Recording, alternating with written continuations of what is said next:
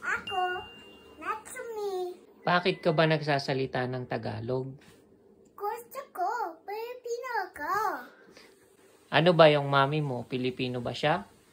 Opo,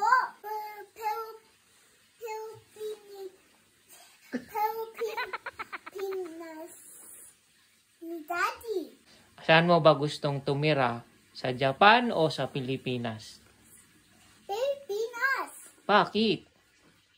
Gusto ko, Pilipino ko.